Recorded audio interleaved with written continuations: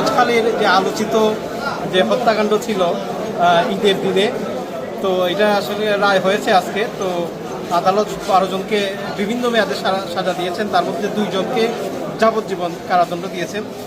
ওনারা হচ্ছেন যে বাদশাহ এবং খেলু মিয়া, আর খুরশেদ আলম, রমিজ, নুরুল মিয়া, নুরুদ্দিন, তাদেরকে 7 বছর এবং আরও 5-6 জনকে 2 বছরের এবং 11 জনকে খালাস দিয়েছে।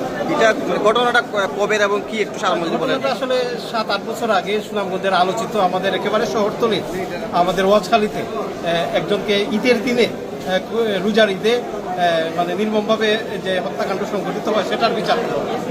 যিনি মারা গেছেন ওর নামটা কি ছিল? ওয়ারিস মিয়া। আপনারা রায় সন্তুষ্ট তো? আপনারা রায় সন্তুষ্ট বলতে আসামিরা তো আসলে উচ্চতর আদালতে আপিল করবেন, এই আর কি।